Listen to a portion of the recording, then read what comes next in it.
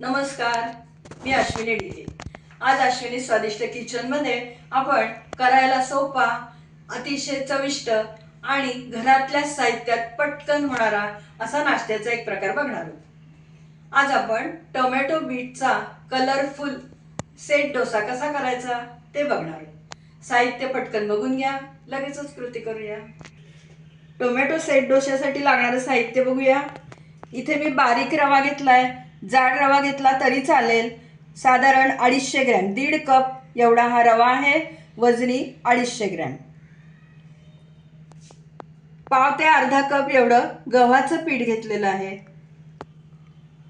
पाव कप दही, 3 टोमॅटो लाल रंगाचे, मधल्या बिया काढून टाकलेल्या आहेत आणि फोडी करून चिरून घेतलेला आहे। एक छोटंसं बीट किसून घेतलेलं आहे। बीटामुळे आपल्या डोशाला रंग अतिशय सुंदर येणार आहे आणि ते पौष्टिकही बनणार आहे। चवीसाठी काय काय तर इथे मी 4 लाल मिरच्या घेतल्यात। ह्या हिरव्या मिरच्याच लाल झालेल्या अशा ह्या लाल मिरच्या आहेत। पाव इंच आल्याचा तुकडा, 5-6 लसूण पाकळ्या, 2 टेबलस्पून तांदूळ पिठी घेतलेली आहे। स्वादानुसार आपल्याला मीठ घ्यायचं आहे आणि इनो फ्रूट सॉल्ट 1 पाउच घेतलेलं आहे। एवढ्याच साहित्यामध्ये अतिशय टेस्टी सुंदर असा हा टोमॅटो सेट डोसा आपला तयार होणार आहे। या साहित्याखेरीज डोसा करताना बाजूनी सोडण्यासाठी आपल्याला खाण्याचं तेल वापरायला लागणार आहे। आता आपण मिक्सरच्या भांड्यात पहिल्यांदा हे टोमॅटो, चिरलेले टोमॅटोच्या फोडी घालूया। किसून घेतलेलं बीटही घालते आहे, मिरच्या, लसूण आणि आलं, मीठही घालते आहे आणि हे आधी पहिल्यांदा आपण कोरडं फिरवून घेऊया।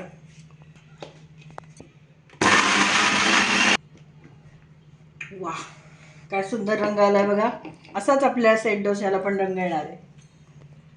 आता त्यामध्ये बाकीचं साहित्य घालून आपण पुन्हा बॅटर तयार करून घेऊया। दही, रवा घालूया,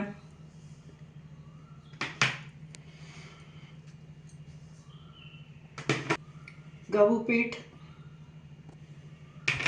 तांदूळ पिठी,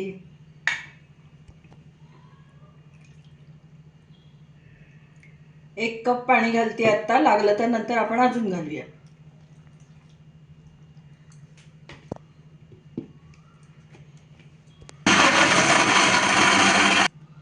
वाह, काय सुंदर रंग आलाय बघा। बाउलमध्ये बॅटर काढून घेऊया। मस्त बॅटर आपलं छान तयार झालंय बघा, कन्सिस्टन्सी मस्त।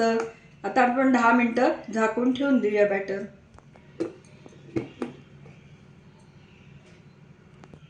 आता आपण सेट डोशाबरोबर खाण्यासाठी मस्त चविष्ट अशी चटणी करून घेऊया। 2 टेबलस्पून भाजलेले शेंगदाणे घेते, 2 ते 3 टेबलस्पून डाळ घ्यायचं, फुटाणे डाळ, 4 हिरव्या मिरच्या घेतल्यात, 5-6 लसणाच्या पाकळ्या आणि पाव इंच आल्याचा तुकडा, लिंबाची 8-10 पानं, मीठ घालूया चवीनुसार, साखर 2 टीस्पून। ही चटणी मी थोडीशी गोडसरच करते, लिंबाचा रस। आता हे पहिल्यांदा आपण फिरवून घेऊया आणि नंतर कोथिंबीर आणि दही घालून आपल्याला चटणी छान वाटून घ्यायची। दही 1 टेबलस्पून आहे, कोथिंबीर घालूया, थोडं पाणी घालते। जेवढी आपल्याला सरसरीत चटणी हवी असेल त्या अंदाजाने पाणी घालायचं।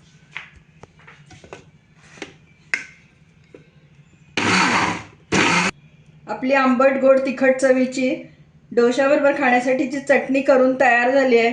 वाह, काय सुंदर रंग आलाय ना।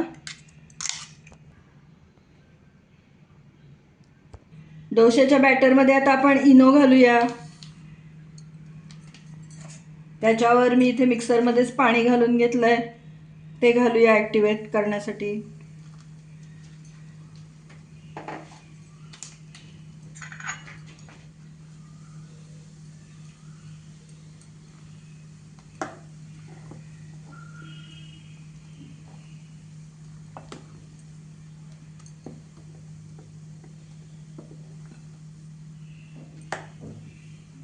तवा तापलेला आहे, थोडंसं तेल लावून घेते आणि आपण लगेचच त्यावर डोसा घालूया.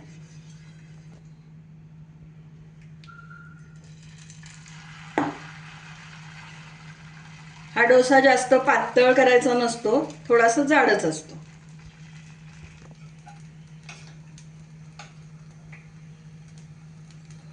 बाजूने थोडंसं तेल घालते. झाकण ठेवणार नाही आहोत. जसं जसं तो डोसा तयार व्हायला लागेल तसं तसं बघा तुम्ही इथे छान त्याला जाळी दिसतेय.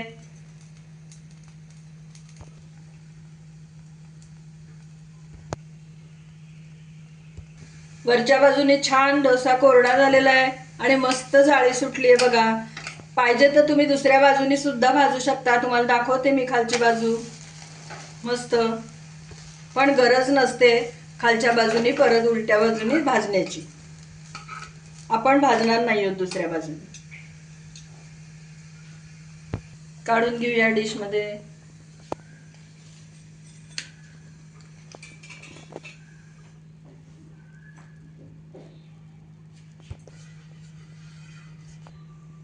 याच पद्धतीने पुढचे डोसे करून घेऊया.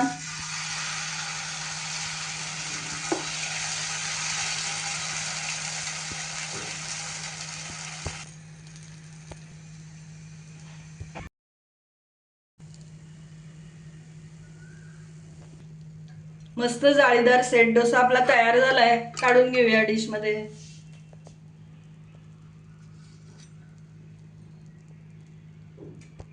बघा जसा जसा डोसा शिजायला लागतो ना, तयार व्हायला लागतो, तसा एकदम मस्त जाळी पडते बघा डोशाला.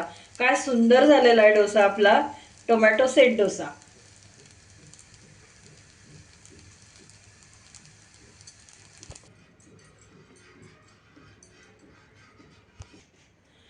आपला करायला सोपा, चवीला अप्रतिम, कलरफुल असा टोमॅटो सेट डोसा करून तयार झालाय.